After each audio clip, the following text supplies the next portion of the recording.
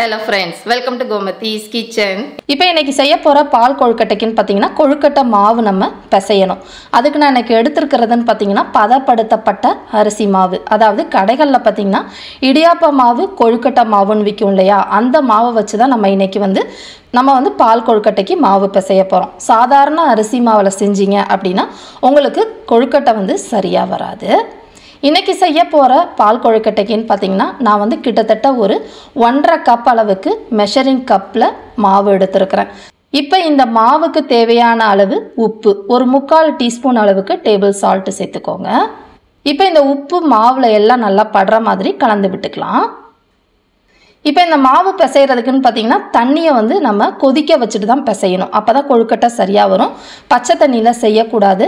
இப்போ இன்றைக்கி எடுத்துருக்கிற மாவுக்கு தண்ணியோட அளவு வந்து பார்த்துடலாம். நம்ம வந்து பார்த்திங்கன்னா மெஷரிங் கப்பில் 1.5 கப் அளவுக்கு மாவு எடுத்துருக்குறோம் இல்லையா? அதுக்கு வந்து பார்த்திங்கன்னா குறைஞ்சது ஒரு 2லேருந்து 2.5 கப்பு நமக்கு தண்ணி தேவைப்படும். ஆனால் வந்து கரெக்டாக தண்ணியை வந்து கொதிக்க வைக்காதீங்க. கொஞ்சம் கூட ஒரு கப்பு எக்ஸ்ட்ரா ஊற்றி தண்ணியை கொதிக்க வச்சிங்கன்னா சப்போஸ் தண்ணி பத்தலைனா கூட நமக்கு சரியாக வரும். இப்போ இந்த தண்ணி கொதிக்கிறதுன்னு பார்த்தீங்கன்னா நல்லா தளன்னு கொதிக்கணும். ரொம்ப வெதுவெதுப்பான தண்ணியிலலாம் பிசையக்கூடாது. நல்லா இந்த அளவுக்கு தளன்னு கொதிக்கணும். இப்போ நல்லா தண்ணி கொதிச்சிருச்சு. இப்போ இதை எடுத்துடலாம். இப்போ இந்த கொதித்த தண்ணியை நம்ம வந்து கொஞ்சம் கொஞ்சமாக ஊற்றி கொழுக்கட்டை மாவு பிசைஞ்சிக்கலாம். கையில் ஒரு கரண்டியை வச்சு ஃபஸ்ட்டு கலந்து விடுங்க. பச்சை மாவு எல்லாம் நல்லா ஈரமாகிற மாதிரி. இப்போ ஓரளவு நல்ல மாவு வெதுன்னு வந்ததுக்கு அப்புறமா அந்த கொஞ்சம் சூடோடே இருக்கிறப்ப எல்லா மாவையும் ஒன்று சேர்ந்து கொண்டு வந்துருங்க. இப்போ பார்த்தீங்கன்னா மாவு வந்து கையில் ஒட்டாமல் அந்த மாவு அந்த சுடுதண்ணிலேயே வெந்து உங்களுக்கு கரெக்டாக மாவு வந்து வந்துடும். இப்போ பார்த்தீங்கன்னா மாவு ரொம்ப கெட்டியாகவும் இருக்கக்கூடாது, ரொம்ப வந்து குழகுழப்பாகவும் இருக்கக்கூடாது. நல்லா வந்து சப்பாத்தி மாவு கன்சிஸ்டன்சிக்கு கொழுக்கட்டை மாவு இருந்துச்சு அப்படின்னா கொழுக்கட்டை சாப்பிட்றதுக்கு நல்லா சாஃப்டாக இருக்கும் உங்களுக்கு. இப்போ இதை வந்து நம்ம பால் கொழுக்கட்டை செய்கிறதுக்காக உருட்டிக்கலாம். உருட்டுறதுன்னு பார்த்தீங்கன்னா கொஞ்சம் சின்ன சின்ன சைஸாகவே வந்து உருட்டிக்கோங்க. உங்களுக்கு எந்த ஷேப்பில் வேணுமோ. சில சமயம் பார்த்தீங்கன்னா சில பேர் இந்த மாதிரி நீளமாக கூட உருட்டி போடுவாங்க. அதுமாரி கூட நீங்கள் உருட்டிக்கலாம். இப்போ பார்த்தீங்கன்னா எல்லா மாவையுமே உருட்டி இந்த அளவுக்கு எடுத்து வச்சாச்சு. அடுத்து வந்து இந்த வேக வச்சுட்டு நம்ம வந்து வெல்லம் காய்ச்சி நம்ம ஊற்றணும். இப்போ வெல்லத்தோட அளவு நம்ம பார்த்துடலாம். வெல்லத்தை ஏற்கனவே தண்ணியில் கரைச்சி வச்சுருக்கிறேன். அளவுன்னு பார்த்தீங்கன்னா நல்லா பொடிச்ச வெல்லமாக உருண்டை வெல்லம் எடுத்துருக்கிறேன்.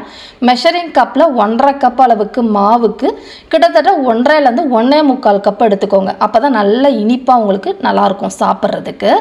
இந்த மாதிரி நல்லா பொடிச்ச வெல்லமாக இருந்ததுனா தான் அளவு உங்களுக்கு சரியாக இருக்கும். இப்போ இதை வந்து ஒரு 1/2 கப்பு தண்ணி ஊற்றி கொஞ்ச நேரம் ஊற வச்சுருக்கிறேன். இப்போ இதை வந்து நம்ம கரைச்சிக்க போகிறோம். கரைக்கிறதுன்னு பார்த்தீங்கன்னா ஒரு மிதமான தீயில் அடுப்பில் வச்சு கரைச்சிக்கோங்க. டக்குன்னு நமக்கு கரைஞ்சி வந்துடும். பாகுபதெல்லாம் தேவைப்படாது. இப்போ பார்த்தீங்கன்னா கொஞ்ச நேரத்தில் நல்லா நுரக்கண்டு நம்ம போட்டிருக்கிற அந்த வெல்லம்லாம் கரைஞ்சி கெட்டியாக அந்த அளவுக்கு வந்திருக்கும். இந்த சமயம் அடுப்பை ஆஃப் பண்ணிவிட்டு அதை அப்படியே எடுத்து வச்சுருங்க. இப்போ அடுத்ததாக பார்த்தீங்கன்னா தேங்காய் பால் எடுத்துக்கணும். அதுக்கு வந்து நல்லா ஒரு பெரிய தேங்காய் 2 மூடியும் எடுத்து துருவி வச்சுருக்கிறேன். துருவினதோட அளவுன்னு பார்த்தீங்கன்னா மெஷரிங் கப்பில் ஒரு 2.5லேருந்து 3 கப் அளவுக்கு எடுத்துருக்கிறேன். இப்போ இந்த துருவின தேங்காயில் முதல் பால் நம்ம எடுத்துக்கணும். முதல் பால் பார்த்திங்கன்னா நிறைய தண்ணி ஊற்றி எடுக்கக்கூடாது. முக்கியமாக ஒரு 1/2 கப்பு கொஞ்சம் வெதுவெதுப்பான தண்ணியாக எடுத்துக்கோங்க. ரொம்ப கொதிக்கிற தண்ணி மிக்சியில் போட்டு அரைக்கக்கூடாது. பச்சை தண்ணி ஊற்றினீங்கன்னா பால் சரியாக வராது. வெதுவெதுப்பாக தண்ணி ஊற்றி நல்லா ஹை ஸ்பீடில் 2-3 நிமிஷம் அரைச்சி எடுத்துக்கோங்க. இப்போ பார்த்தீங்கன்னா நல்லா அரைச்சிட்டேன். இதை வடிகட்டியில் வடித்து எடுத்துக்கலாம். இப்போ எல்லாத்தையும் நல்லா வடிச்சாச்சு. நம்மளோட முதல் பால் ரெடி ஆகிடுச்சு. நல்லா கெட்டியாக இருக்குது பாருங்கள். கிட்டத்தட்ட நமக்கு 1 கப் அளவுக்கு கெட்டியான முதல் பால் கிடச்சிருக்கும். இப்போ இதை வந்து தனியாக பாத்திரத்தில் எடுத்து வச்சுக்கோங்க. ஏன்னா இதை வந்து நம்ம இப்போ கலக்க போகிறது கிடையாது, கடைசியாக தான் ஊற்றணும். அதனால் இதை தனியாக எடுத்து வச்சிடலாம். இப்போ அடுத்ததாக 2வது பால் 3வது பால் எடுக்கணும். இப்போ நம்ம பிழிஞ்ச அந்த தேங்காய் சக்கை இருக்குது பார்த்தீங்களா? அதில் முதல்ல வந்து நல்ல வெதுவெதுப்பான 1 கப்பு தண்ணி ஊற்றி இப்போ பால் எடுத்த மாதிரி எடுத்துட்டு 2வது பால் எடுத்துக்குவோம். இப்போ 2வது பால் ரெடி ஆகிடுச்சுங்க. அடுத்து 3வது பால் பண்ணுறதுக்கு இப்போ பண்ணின இதே மெத்தடு தான். நம்ம வந்து 1 கப் அளவுக்கு வெதுவெதுப்பான தண்ணி ஊற்றி அரைச்சிட்டு வடிச்சுக்கலாம். இப்போ பார்த்தீங்கன்னா 2 தடவை நம்ம பால் எடுத்துருக்குறோம். 2வது பாலும் 3வது பாலும் கிட்டத்தட்ட ஒரு 2.5 கப் அளவுக்கு தேங்காய் பால் எடுத்து வச்சுருக்கிறேன். இப்போ வந்து நம்ம கொழுக்கட்டையை வேக வைக்கணும். அதுக்கு வந்து பார்த்திங்கன்னா தண்ணி ஊற்றிக்கலாம். நல்ல ஒரு அகலமான பாத்திரத்தில் நம்ம 1.5 கப் அளவுக்கு மாவு எடுத்துருக்குறோம் இல்லையா, அதுக்கு ஒரு 6 கப் அளவுக்கு மெஷரிங் கப்பில் தண்ணியை அளந்து ஊற்றிக்கோங்க. இப்போ இதுலேயே வந்து நம்ம 2வது பாலும் 3வது பாலும் எடுத்து வச்சோம் இல்லையா, அதையும் சேர்த்துக்கோங்க. இப்போ இந்த இனிப்புக்கு பார்த்திங்கன்னா கொஞ்சமாக, அதாவது ஒரு சிட்டிகை அளவுக்கு உப்பு போட்டால் தான் அந்த இனிப்பு உங்களுக்கு நல்ல சுவையாக இருக்கும். அதனால் இப்போ வந்து ஒரு சிட்டிகை உப்பு இதில் சேர்த்துக்கிறேன். இப்போ இது எல்லாத்தையுமே நல்லா கலந்துட்டு இந்த தண்ணி நல்லா தளன்னு கொதிக்கணும். நல்லா ஒரு மீடியம் ஃப்ளேமில் கொதிக்க விடுங்க. இப்போ பார்த்தீங்கன்னா தண்ணி வந்து நல்லா தளன்னு கொதிச்சுக்கிட்டு இருக்குது. இப்போ இந்த சமயத்தில் உருட்டி வச்சுருக்கிற அந்த கொழுக்கட்டை உருண்டைகளை இதில் சேர்த்துக்கலாம். இப்போ பார்த்தீங்கன்னா கொழுக்கட்டை எல்லாமே போட்டாச்சு. போட்ட உடனே லைட்டாக அந்த மாதிரி கிளறி விடுங்க. ஏன்னா சில சமயம் கீழே வந்து அந்த சூட்டில் பாத்திரத்தில் ஒட்டியிருக்கும். அதனால் கலந்துட்டு ஒரு மீடியம் ஃப்ளேமில் குறைஞ்சது ஒரு 5லேருந்து 6 நிமிஷம், மேக்ஸிமம் 10 நிமிஷத்தில் உங்களுக்கு மாவு வெந்துடும். கொழுக்கட்டை எல்லாமே பார்த்திங்கன்னா வெந்ததுக்கு அப்புறமா கீழே வந்து நமக்கு கிடக்கும். வேக வேக நல்லா மிதந்துக்கிட்டு வரும் அந்த பாலில். இப்போ பார்த்தீங்கன்னா கொழுக்கட்டை வெந்துருச்சு. ஒரே ஒரு கொழுக்கட்டை எடுத்து பார்த்துடலாம். நல்லா ஷைனிங்காகவும் இருக்கும். எடுத்து பார்த்தீங்க அப்படின்னா மாவாக இல்லாமல் நல்லா பக்குவமாக இந்த அளவுக்கு வெந்தால் போதும். இப்போ இந்த அளவுக்கு இந்த கொழுக்கட்டைகள்லாம் நல்லா வெந்ததுக்கு அப்புறமா தான் நம்ம வந்து கரைச்சி வச்சுருக்கிற வெல்லத்தை ஊற்றணும். அதுக்கு முன்னாடியே ஊற்றிட்டிங்கன்னா உங்களோட கொழுக்கட்டை வந்து வேகாது. அதனால் ஒரு தடவை நல்லா செக் பண்ணிவிட்டு இப்போ நம்ம கரைச்சி வச்சுருக்கிற வெல்லத்தை வடிகட்டி சேர்த்துக்கோங்க. ஏன்னா இதில் வந்து சில சமயம் தூசு மண் இருக்கும், அது போகிறதுக்காக வடிகட்டிட்டு சேர்த்துக்கலாம். இப்போ இது எல்லாத்தையுமே நல்லா கலந்து விட்டுருங்க. இதெல்லாம் கலந்ததுக்கு அப்புறமா இன்னொரு 4-5 நிமிஷத்துக்கு மீடியம் ஃப்ளேமில் கொதிச்சு வரட்டும். இப்போ பார்த்தீங்கன்னா கொழுக்கட்டை எல்லாமே கிட்டத்தட்ட ஒரு 2-3 நிமிஷமாக வெந்துக்கிட்டு இருக்குதுங்க. இந்த அளவுக்கு வெந்ததுக்கு அப்புறமா இது வந்து கொஞ்சம் நல்லா ஷைனியாக பால் கொழுக்கட்டை பார்க்குறதுக்கும் நல்ல கன்சிஸ்டன்சி கிடைக்கிறதுக்காக நம்ம வந்து 1 டேபிள் ஸ்பூன் அளவுக்கு அரிசி மாவை தண்ணியில் கரைச்சி வச்சுருக்கிறேன். அந்த தண்ணி பார்த்திங்கன்னா ஒரு 2லேருந்து 2.5 டேபிள் ஸ்பூன் சேர்த்துக்கோங்க. அதிகமாக அரிசி மாவு சேர்த்துட்டிங்கன்னா களி மாதிரி ஆகிடும். அதனால் கொஞ்சமாக சேர்த்தா போதும். இப்போ இதில் வந்து ஒரு 3 ஏலக்காவும் ஒரு 1/2 டீஸ்பூன் அளவுக்கு சுக்கு பொடி ரெண்டையுமே சேர்த்து கலந்து போட்டுக்கலாம். இப்போ இதையெல்லாம் சேர்ந்து இன்னும் ஒரு 2 நிமிஷத்துக்கு கொதிக்கட்டும். இப்போ பார்த்தீங்கன்னா நல்லா வந்து அடுத்த ஒரு 3-4 நிமிஷத்துக்கு நல்லாவே கொதிச்சிருச்சு. இப்போ இதில் வந்து நெய்யில் வறுத்த பல்லாக கீறின தேங்காய் போட்டு நம்ம வறுத்துட்டு சேர்த்தோம் அப்படின்னா செம்ம டேஸ்ட்டோட நல்லா வாசனையாக இருக்கும். இப்போ நமக்கு கன்சிஸ்டன்சியும் கரெக்டாக இருக்குது. ரொம்ப வந்து தண்ணியாகவும் இல்லை, ரொம்ப வந்து கெட்டியாகவும் இல்லை. இந்த அளவுக்கு இருக்கப்போ அடுப்பை ஆஃப் பண்ணிவிடுங்க. நான் முன்னாடி சொன்ன மாதிரியே பாருங்கள், அந்த கொழுக்கட்டை இப்போ பார்க்குறப்ப அந்த தண்ணி வந்து நல்லா ஒரு மாதிரி ஷைனியாக இருக்குது பாருங்கள். இந்த அளவுக்கு கன்சிஸ்டன்சியில் இறக்கிக்கோங்க. இப்போ அடுப்பை ஆஃப் பண்ணினதுக்கு அப்புறமா நம்ம எடுத்து வச்சுருந்த அந்த முதல் பால் இருக்குது பார்த்திங்களா, அதை வந்து சேர்த்துக்கோங்க. இந்த முதல் பால் சேர்த்ததுக்கு அப்புறமா கொதிக்க விடக்கூடாது. எண்ணெய் பிரிஞ்ச வாசனை அடிக்க ஆரம்பிச்சிடும். நம்மளோட சூப்பரான டேஸ்ட்டில் பால் கொழுக்கட்டை ரெடி ஆயிடுச்சு. கன்சிஸ்டன்சியும் பாருங்கள், இந்த அளவுக்கு எடுத்துக்கோங்க. ரொம்ப கெட்டியாகவும் இருக்கக்கூடாது, ரொம்ப தண்ணியாகவும் இருக்கக்கூடாது.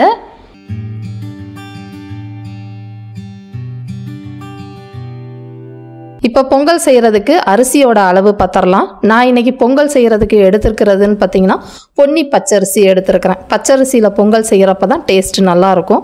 பச்சரிசி கிடைக்காத இடத்துல இருக்கிறீங்க அப்படின்னா சோனா மசூரின்னு ஒரு அரிசி கிடைக்கும், அந்த அரிசிலையும் பொங்கல் செய்யலாம், நல்லாயிருக்கும்.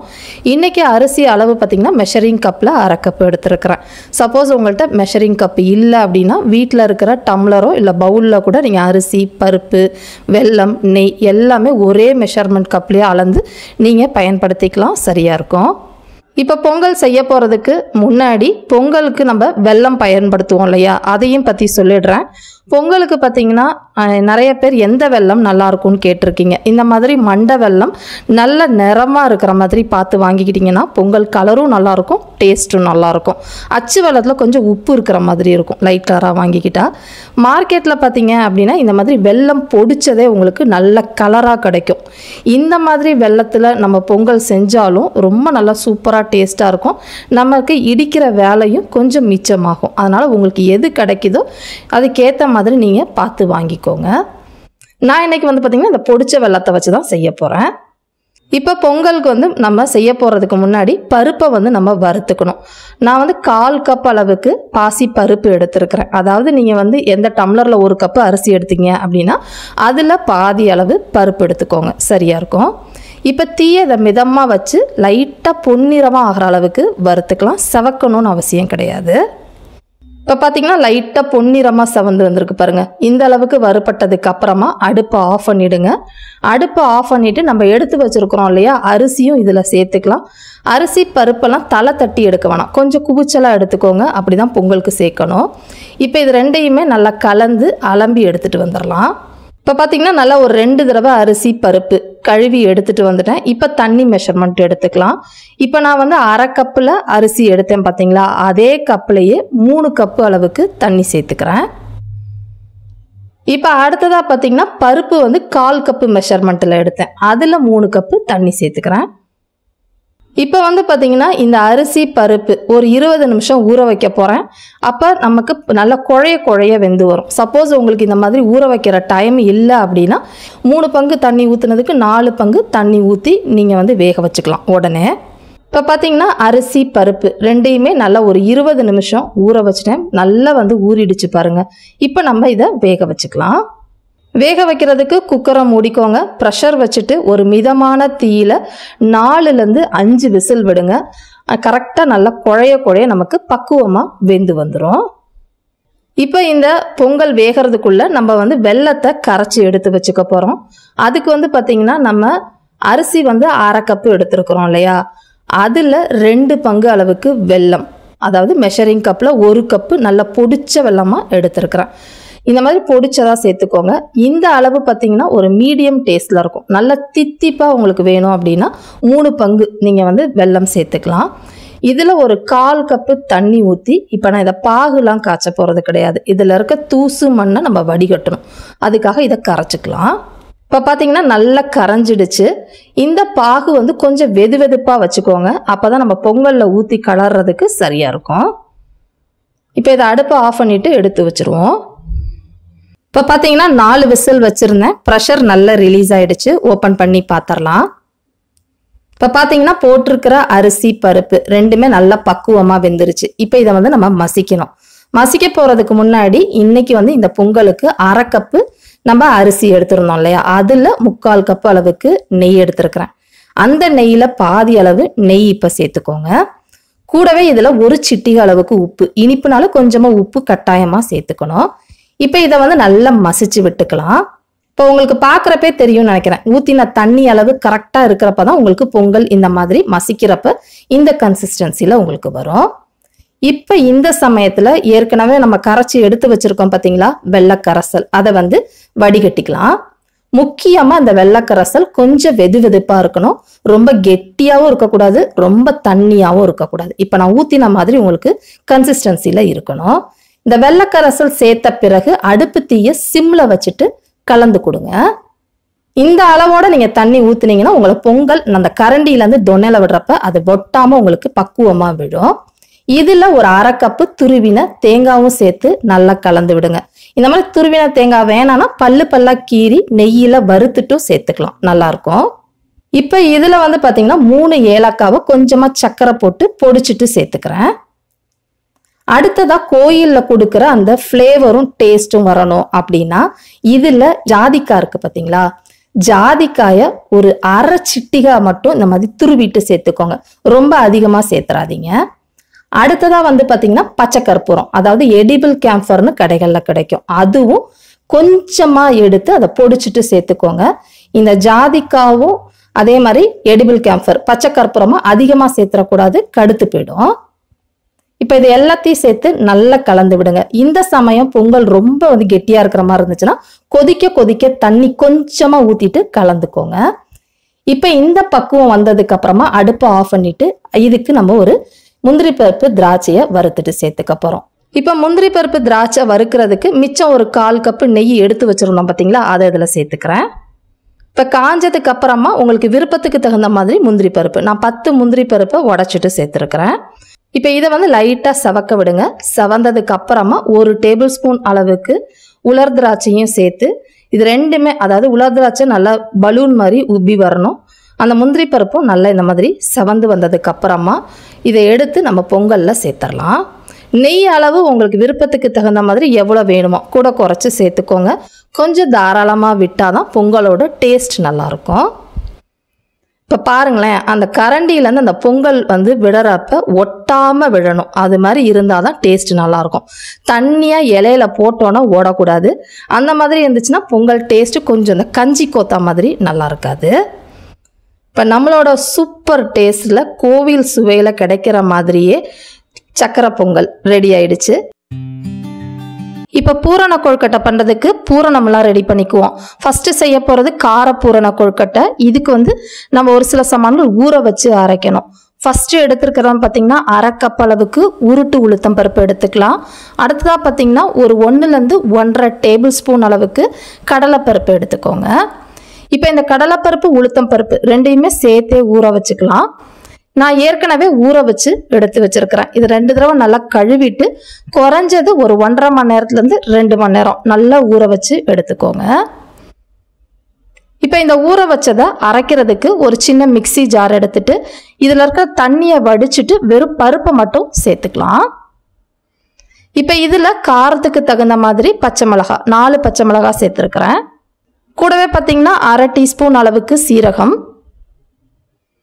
இதுக்கு தேவையான அளவு உப்பு, 3/4 டீஸ்பூன் அளவுக்கு டேபிள் சால்ட் சேர்த்துக்கோங்க. கூடவே பார்த்தீங்கன்னா பெருங்காய பொடி ஒரு 1/4 டீஸ்பூன் சேர்த்தா போதும். இப்போ இதை தண்ணி ஊற்றாமல் கொஞ்சமாக கொரப்பாக அரைச்சிக்கோங்க. இப்போ பார்த்தீங்கன்னா அரைச்சி எடுத்துகிட்டு வந்திருக்கேன். ஓரளவு கொரப்பாகவே அரைச்சிருக்கிறேன். இப்போ இதில் ஒரு 2 சிட்டிகை, அதாவது ஒரு 1/4 டீஸ்பூன் மஞ்சள் பொடி, கூடவே பார்த்தீங்கன்னா துருவின தேங்காய் மெஷரிங் கப்பில் 1/4 கப்பு சேர்த்துட்டு இன்னும் கொஞ்சம் நேரம் இதை ஒரு 2 பல்ஸில் விட்டு அரைச்சிக்கலாம். இப்போ பார்த்தீங்கன்னா அரைச்சி எடுத்துகிட்டு வந்துட்டேன். ரொம்ப தண்ணி ஊற்றலை, லைட்டாக தெளித்து நான் அரைச்சி எடுத்துகிட்டு வந்திருக்கிறேன். அரைச்ச பக்குவம்னு பார்த்தீங்கன்னா ரொம்ப நைஸாக அரைக்கக்கூடாது. கொஞ்சம் கொரன்னு ஒன்றும் பாதியமாக அரைச்ச மாதிரி இந்தளவுக்கு சாஃப்டாக அரைக்கணும். ரொம்ப கெட்டியாகவும் இல்லாமல் தண்ணியாகவும் இல்லாமல் அரைச்சிக்கோங்க. இப்போ இந்த அரைச்சி வச்சதை வச்சுருங்க. இனிப்பு பூரணத்துக்கும் அரைச்சிட்டு வேக வச்சுக்கலாம். இனிப்பு பூரண கொழுக்கட்டைக்குன்னு பார்த்தீங்கன்னா நம்ம இன்னைக்கு சேர்க்க போகிறது பாசி பருப்பு எடுத்துருக்கிறேன். பாசி பருப்பு அப்படி இல்லைன்னா பாசி பயறு எது வேணால் எடுத்துக்கலாம். மெஷரிங் கப்பில் அரை கப் அளவுக்கு எடுத்துருக்கிறேன். இப்போ இந்த பாசி பருப்பையும் ஏற்கனவே காரப்பூரண கொழுக்கட்டைக்கு ஊற வச்ச மாதிரியே ஒரு 1.5 மணி நேரம் நல்லா ஊற வச்சு எடுத்து வச்சுருக்கிறேன். இப்போ இதையும் நம்ம அரைக்க போகிறோம்.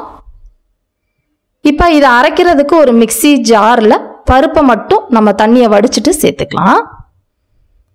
இப்போ இதில் பார்த்தீங்கன்னா எதுவுமே சேர்க்க வேண்டாம். பல்ஸில் ஒன்றும் பாதியமாக பருப்பு தெரிகிற மாதிரி தண்ணி ஊற்றாமல் அரைச்சிக்கோங்க. இப்போ பார்த்தீங்கன்னா அரைச்சி எடுத்துகிட்டு வந்துட்டேன். பருப்பு பார்த்தீங்கன்னா ஒன்று அந்த பாதியும் கொஞ்சம் ஒரு சிலது முழுசாகவும் இப்படி இருக்குது. இந்த அளவுக்கு அரைச்சா போதும். இப்போ 2 பூரணத்துக்குமே அரைச்சாச்சு. இப்போ இதை அவிச்சு எடுத்துக்கலாம். இதை அவிக்கிறதுக்குன்னு பார்த்தீங்கன்னா சின்ன ஒரு பவுலில் நீங்கள் இட்லி கொப்பரையெல்லாம் வேக வச்சுக்கலாம். அப்படின்னா இட்லி தட்டிலேயே எண்ணெய் தடவியோ அப்படி இல்லைன்னா துணியை வச்சு நம்ம இட்லி மாதிரியே அவிச்சு எடுக்க போகிறோம். ரெண்டுமே ஒன்றோட ஒன்று ஒட்டாத மாதிரி தள்ளி தள்ளி நான் இப்போ வச்சுருக்கிறேன். இப்போ இதை நார்மலாக இட்லி வைப்போம் இல்லையா, தண்ணி இட்லி கொப்பரையில் கொதி வந்ததுக்கு அப்புறமா தட்டை வச்சுட்டு நீங்கள் அந்த வச்சிருக்கிற சைஸை பொறுத்து இது வேகிறது. இப்போ நான் கொஞ்சம் பெரிய சைஸாகவே வச்சுருக்கிறேன் கார கொழுக்கட்டையோடது. அதனால் நீங்கள் ஒரு 15 நிமிஷம் நல்லா வேக விடுங்க. மிதமான தீயில வேக வச்சு எடுத்துக்கலாம். இப்போ பார்த்தீங்கன்னா ஒரு 15 நிமிஷம் வெந்துருச்சு. இதை நீங்கள் செக் பண்ணுறதுக்கு பார்த்தீங்கன்னா ஒரு டூத் பிக்கோ இல்லை ஒரு குச்சியை வச்சு நீங்கள் அமுத்தி பார்த்தீங்கன்னா உள்ள மாவாக இருக்கக்கூடாது. அந்த பக்குவத்துக்கு நல்லா இந்த அளவுக்கு அவிச்சாச்சு. இப்போ இந்த அவிச்ச இட்லி மாதிரி இருக்கிறத பார்த்தீங்கன்னா இந்த மாதிரி சின்ன சின்னதாக பிச்சு போட்டு நல்லா ஆற வச்சுட்டேன். இந்த மாதிரி ஆற வச்சதுக்கு அப்புறமா கையிலே நீங்கள் நுணுக்கி விடலாம். சப்போஸ் அது கொஞ்சம் நேரம் எடுக்கும், அங்கங்கே கட்டி கட்டியாக இருக்கிற மாதிரி இருக்கும். அதனால திரும்ப இதில் மிக்சியில் பல்ஸில் போட்டு ஒரு 2 சுற்று விட்டு எடுத்துக்கலாம். இப்போ முதல்ல செய்ய போகிறதுக்குன்னு பார்த்தீங்கன்னா இனிப்பு கொழுக்கட்டைக்கு நம்ம எல்லாம் ரெடி பண்ணிக்குவோம். இப்போ இந்த பிச்சு வச்சதை மிக்சி ஜாரில் மாற்றிக்கோங்க. இப்போ இதுலேயே இனிப்பு கொழுக்கட்டைக்கு ஒரு சிட்டிகை அளவுக்கு உப்பு போட்டோம்னா இனிப்பு உங்களுக்கு நல்லா தூக்கலாக காட்டுக்கும். இதை ஒரு பல்ஸில் ஒரு 2 தடவை விட்டோம் அப்படின்னா நல்லா உங்களுக்கு பொலன்னு வந்துடும். அந்த கட்டிலாம் உங்களுக்கு அந்த அளவுக்கு இருக்காது. இனிப்பு பூரணம் செய்கிறதுக்கு நம்ம ஒரு சட்டியை சூடு பண்ணியிருக்கிறேன். இதுக்கு இனிப்புக்குன்னு பார்த்தீங்கன்னா வெல்லம் ஒரு 3/4 கப்பு பொடிச்ச வெல்லத்தில் 1/4 கப்பு தண்ணி ஊற்றி கரைச்சிட்டு அதை வடிகட்டி எடுத்து வச்சிருக்கிறேன். 1/2 கப்பு பருப்புக்கு 3/4 கப்பு வெல்லம் பொடிச்சது எடுத்திங்கன்னா உங்களுக்கு சரியாக இருக்கும். இப்போ இதுலேயே நம்ம இப்போ உதுத்து எடுத்து வச்சிருக்கிற அதையும் சேர்த்துக்கலாம். இப்போ இதுலேயே வந்து துருவின தேங்காய் ஒரு 1/2 கப் அளவுக்கு சேர்த்துக்கலாம். இதில் வந்து நீங்கள் வேணும்னா ஒரு 2 ஏலக்காவை நீங்கள் நுணுக்கிட்டு சேர்த்துக்கலாம். நான் இன்னைக்கு ஏலக்காய் போடலை. இப்போ தீயை கொஞ்சம் மிதமாகவே வச்சு இதெல்லாம் ஒன்று சேர்ற மாதிரி கலந்து விடுங்க. இது ரொம்ப சுருள எடுக்க வேண்டாம். இந்த மாதிரி சாஃப்டாக இருக்கிறப்ப எடுத்திங்கன்னா ஆறுனதுக்கு அப்புறமும் இதே சாஃப்ட்னஸில் இருக்கும். சுருள எடுத்திங்கன்னா ரொம்ப ஹார்டான மாதிரி ஆகிடும் பூரணம். இப்போ இந்த ஸ்டேஜில் இதை எல்லாத்தையும் எடுத்து ஒரு தட்டுக்கு மாற்றிக்கலாம். இப்போ இது நல்லா ஆறட்டும். இது ஆறிக்கிட்டு இருக்கக்குள்ளே காரப்பூரணம் எள்ளு பூரணம்லாம் நம்ம ரெடி பண்ணி எடுத்து வச்சுக்கலாம். இப்போ காரப்பூரண கொழுக்கட்டைக்கும் பார்த்தீங்கன்னா அதை மிக்சியில் ஒரு 2 தடவை விப்பர் மோட்டில் போட்டு அரைச்சி எடுத்துகிட்டு வந்துட்டேன். இப்போ இதை வச்சு தாளித்து எல்லாத்தையும் நம்ம ரெடி பண்ணிக்கலாம். இப்போ இந்த பூரண கொழுக்கட்டை பண்ணுறதுக்கு ஒரு சட்டியில் 1/2 டீஸ்பூன் போல் எண்ணெய் சேர்த்துக்கோங்க. எண்ணெய் நல்லா காஞ்ச பிறகு இதில் தாளிக்கிறதுக்கு ஒரு 1/2 டீஸ்பூன் அளவுக்கு கடுகு உளுத்தம் பருப்பு சேர்த்துக்கலாம். இப்போ போட்டிருக்க கடுகு உளுத்தம் பருப்பு நல்லா பொரியட்டும். இப்போ இந்த அளவுக்கு பொரிஞ்சதுக்கு அப்புறமா அடுப்பு தீயை சிம்ல வச்சுட்டு இப்போ நம்ம உதுத்து விட்ட அந்த உளுத்தம் பருப்பு கடலைப்பருப்பு அந்த கலவையை சேர்த்துட்டு மிதமான தீயிலே கொஞ்ச நேரம் அப்படியே கலந்து விடுங்க. இப்போ வந்து கொஞ்சம் ஈரமாக இருக்கப்ப அந்த சட்டியில் ஒட்டுற மாதிரி இருக்கும். நல்லா வெந்ததுக்கு அப்புறம் உதுந்தெல்லாம் வந்துடும் உங்களுக்கு.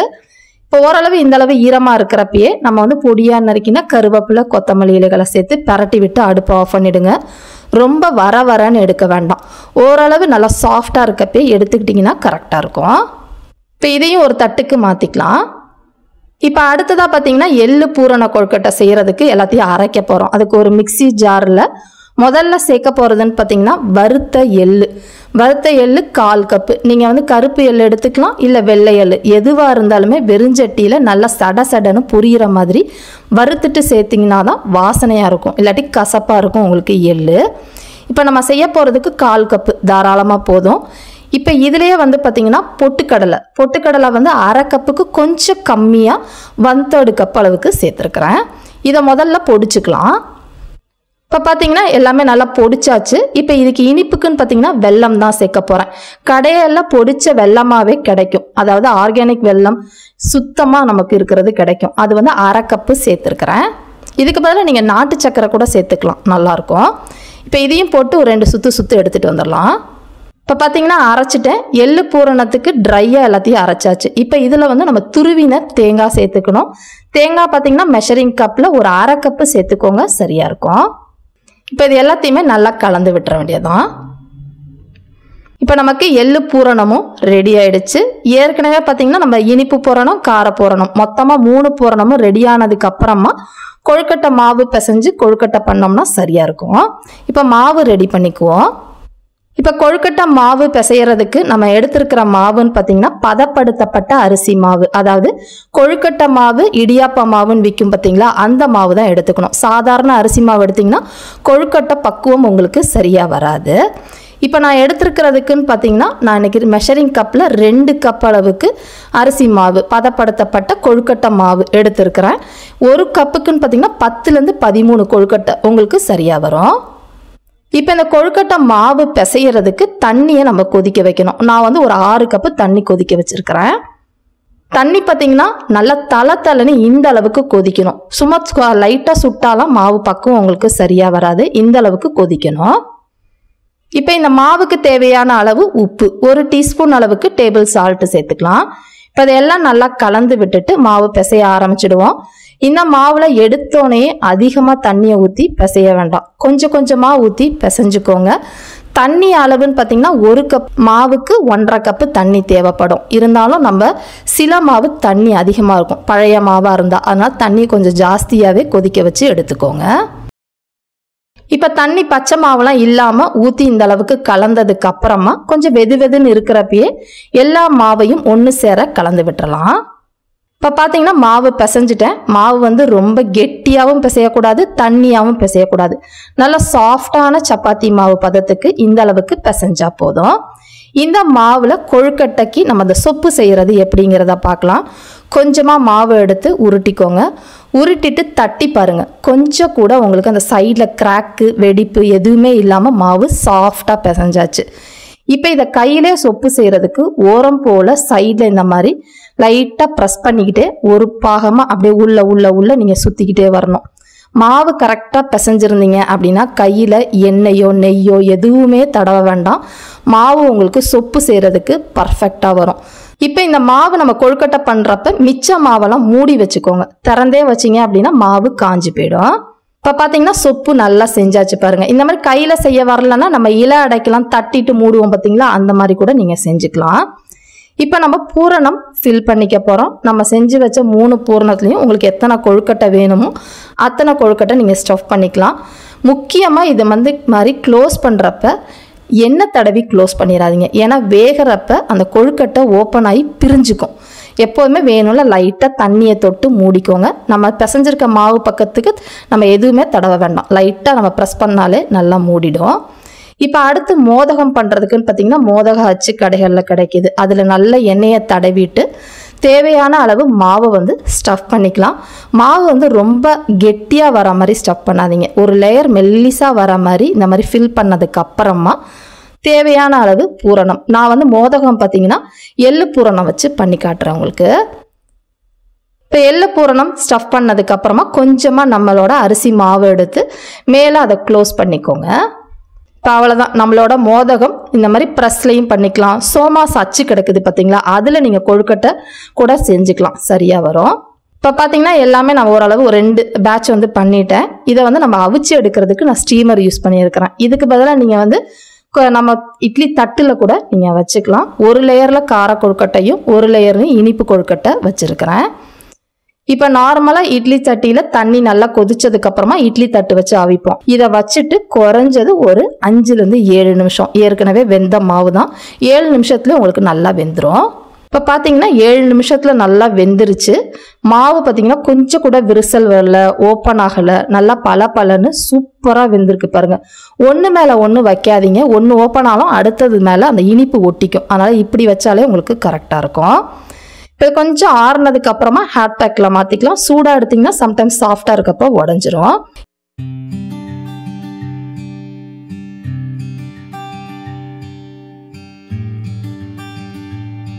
இப்போ இந்த உளுந்த வடை செய்கிறதுக்குன்னு பார்த்தீங்கன்னா நம்ம உளுந்து ஊற வச்சுக்கணும். நான் ஏற்கனவே ஊற வச்சிட்டேன். இப்போ இதோட அளவு மட்டும் பார்த்துடலாம்.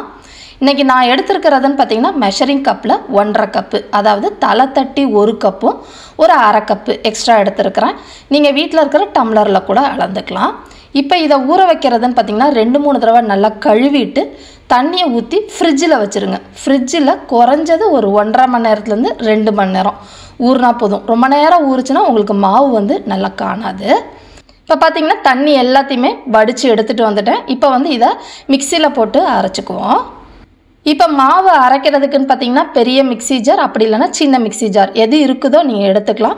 நான் இப்போ பெரிய மிக்சி ஜார் எடுத்துருக்கனால ஒரே தடவையாக எல்லா உளுந்தையும் போட்டுட்டேன். இது ஆட்டுறதுக்குன்னு பார்த்தீங்கன்னா ஒரு ஐஸ் க்யூப்ஸாக போட்டு நீங்கள் ஆட்டினீங்க அப்படின்னா மாவு உங்களுக்கு சூடாகாது. அதனால் அரைக்கிறப்ப உங்களுக்கு நல்ல மாவு காணும். உங்களுக்கு முக்கியமாக இதை அரைக்கிறதுன்னு பார்த்தீங்கன்னா வழுவழுன்னு அரைச்சிக்கணும். இப்போ பார்த்தீங்கன்னா மாவு அரைச்சி எடுத்துகிட்டு வந்துட்டேன். நல்லா கலந்து ஆட்டுங்க. அப்போ தான் உங்களுக்கு குருணை இல்லாமல் நல்லா இந்த மாதிரி வழுவழுன்னு அரைப்பட்டு வரும். அரைக்கிற கன்சிஸ்டன்சின்னு பார்த்தீங்கன்னா ரொம்ப கெட்டியாக அரைக்கக்கூடாது. முக்கியமாக அடுத்தது பார்த்தீங்கன்னா தொரன்னு தண்ணியாகவும் அரைக்கக்கூடாது. நல்லா நைஸாக இந்த அளவுக்கு பதமாக அரைச்சி எடுத்து வச்சுக்கோங்க. முக்கியமாக மாவை மாற்றுறப்ப எக்ஸ்ட்ரா தண்ணிலாம் எதுவுமே ஊற்றாதீங்க. இப்போ நம்ம மிக்சியில் அரைச்சிருக்கிறோம் அப்படிங்கிறனால மாவு அது மாதிரி சப்பையாக மஞ்சளாக இருக்கும். இந்த மாவை நல்லா கிரைண்டரில் ஆட்டின மாதிரி பொதுன்னு வரணும் அப்படின்னா கையிலேயே ஒரே டைரக்ஷனில் ஒரே ஸ்பீடில் ஒரு 10 நிமிஷம் நீங்கள் பீட் பண்ணணும். அப்படி இல்லைன்னா வீட்டில் நம்ம விஸ்க் வச்சுருப்போம் இல்லையா, அந்த விஸ்கில் ஒரே டைரக்ஷனில் ஒரே ஸ்பீடில் ஒரு 5-8 நிமிஷம் நல்லா பீட் பண்ணிக்கோங்க. நான் என்கிட்ட எலக்ட்ரிக் பீட்டர் இருக்குது. முக்கியமாக கேக் செய்கிறவங்க வீட்டில் இந்த மாதிரி பீட்டர் வச்சுருப்பீங்க. அந்த மாதிரி எலக்ட்ரிக் பீட்டர் வச்சுருந்தீங்கன்னா ஹை ஸ்பீடில் ஒரு 3-4 நிமிஷம் ஒரே டைரக்ஷனில் பீட் பண்ணிங்கன்னா கிரைண்டரில் ஆட்டின மாதிரி மாவு நல்லா பொதுன்னு வெளிராக உங்களுக்கு நல்லா பஞ்சு மாதிரி வரும். இப்போ மாவு முன்னைக்கும் இப்போக்கும் உங்களுக்கு கன்சிஸ்டன்சியும் தெரியும், கலரும் பாருங்கள் நல்லா மாறி வந்திருக்கு. இப்போ இந்த அரைச்ச மாவில் ஒரு அரை டீஸ்பூன் அளவுக்கு சீரகம் சேர்த்துக்கலாம். சீரகம் பார்த்திங்கன்னா நம்ம முழுசாக அப்படியே போடுறத விட கையால் இந்த மாதிரி தேய்ச்சி விட்டு போடுறப்ப இன்னும் நல்லா உங்களுக்கு மணமாக இருக்கும் வடை. இப்போ இதுலேயே வந்து பார்த்திங்கன்னா நம்ம இஞ்சி பச்சை மிளகாலாம் சேர்க்கணும். இந்த எடுத்துருக்கிற அளவுக்கு 1 டீஸ்பூன் பொடியாக நறுக்கின இஞ்சி, 2 பச்சை மிளகாவை பொடியாக நறுக்கி சேர்த்துருக்கிறேன். இதுக்கு பதிலாக நீங்கள் மிளகு கூட சேர்த்துக்கலாம், நல்லாயிருக்கும். பொடியாக நறுக்கின கருவேப்பிலை, அடுத்தது கொத்தமல்லி, உங்களுக்கு எவ்வளோ தேவையோ அதுக்கேற்ற மாதிரி சேர்த்துக்கோங்க. இப்போ அடுத்ததாக வந்து வெங்காயம். வடையை பொறுத்த வரைக்கும் அதிகமாக வெங்காயம் போட்டு செய்கிறப்ப ரொம்ப நல்லா ருசியாக இருக்கும். நான் ஒரு முழு பெரிய வெங்காயத்தை பொடியாக நறுக்கினது 1 கப் அளவுக்கு சேர்த்துருக்கிறேன். அதை நல்லா உதுத்து விட்ட மாதிரி சேர்த்துக்கோங்க. இப்போ அடுத்ததாக இந்த வடை மாவுக்கு தேவையான அளவு உப்பு, 1 டீஸ்பூன் அளவுக்கு உப்பு சேர்த்துக்கலாம். இப்போ இது எல்லாத்தையுமே நல்லா கையால் கலந்து விட்டுருங்க வடை மாவை. மாவு கலக்கிறப்பே உங்களுக்கு வடை மாவு பாருங்கள் நல்லா பஞ்சு மாதிரி நல்லா சாஃப்டாக இருக்குது. இப்போ அவ்வளோதான், நம்மளோட வடை மாவு ரெடி ஆயிடுச்சு. இப்போ வடை எப்படி போடலாங்கிறத பார்க்கலாம். கையை கொஞ்சமாக ஈரம் பண்ணிக்கோங்க. ஈரம் பண்ணிவிட்டு நீங்கள் எந்த சைஸில் வடை போட போகிறீங்களோ அந்த சைஸில் நல்லா உருட்டிட்டு உங்களோட கட்டை விரலால் ஒரே ஒரு ஓட்டை மட்டும் போட்டு கவுத்து விட்டுற வேண்டியதுதான். மாவு பாருங்கள் ரொம்ப கெட்டியாகவும் இல்லை, கையில் வந்து தண்ணியாக துரத்துறணும் ஊற்றலை. இந்த அளவுக்கு மாவு பக்குவமாக இருந்தால் தான் வடை நல்லா புசு புசுன்னு எண்ணெய் குடிக்காமல் நல்லா கிறிஸ்பாகவும் வெளியில் உள்ள நல்லா சாஃப்டாகவும் இருக்கும். வடை மாவோட கன்சிஸ்டன்சி வடையை பொறுத்த வரைக்கும் ரொம்ப ரொம்ப ரொம்ப முக்கியமான ஒன்று. இப்போ நம்ம வந்து வடையை போட ஆரம்பிச்சிடலாம். இப்போ அடுத்ததாக வடை பொரிக்கிறதுக்குன்னு பார்த்தீங்கன்னா நல்லா அகலமான சட்டியில் எண்ணெய் காஞ்ச பிறகு எந்த சைஸில் நீங்கள் வடை போட போகிறீங்களோ நம்ம சொன்ன மாதிரி கையை தண்ணியில் நனைச்சி நீங்கள் வந்து வடையை தட்டி போட்டுக்கலாம். இப்போ என்னோட சட்டிக்குன்னு பார்த்தீங்கன்னா 4 வடை வந்து போட முடியுது. இதை வந்து ஒரு மிதமான தீயில, அதாவது கம்மியான தீயிலையும் வேக வைக்கக்கூடாது, ரொம்ப அதிக தீயிலையும் வேக வைக்கக்கூடாது. மீடியம் ஃப்ளேமில் நல்லா 2 சைடும் செவந்து சலசலப்பெல்லாம் அடங்கி வர மாதிரி வறுத்து எடுத்துக்கோங்க. இப்போ உங்களுக்கு பார்க்குறப்பே தெரியும்னு நினைக்கிறேன், அந்த சலசலப்பெல்லாம் அடங்கிடுச்சு, நல்லா செவந்து வந்திருக்குது பாருங்கள். இந்த சமயத்தில் நம்ம வடையை வந்து எடுத்துடலாம். நம்மளோட சூப்பரான எண்ணெயே குடிக்காமல் நல்ல மொறு மொறுன்னு வெளியிலையும் உள்ளேயும் நல்ல பஞ்சு மாதிரி இருக்கிற உளுந்த வடை ரெடி ஆயிடுச்சு. வீடியோ பிடிச்சிருந்தாலும் கமெண்ட் பண்ணுங்கள், லைக் பண்ணுங்கள், ஷேர் பண்ணுங்கள். மறக்காமல் கோமதீஸ் கிச்சன் சேனலையும் சப்ஸ்கிரைப் பண்ணி வச்சுக்கோங்க. தேங்க்ஸ் ஃபார் வாட்சிங்.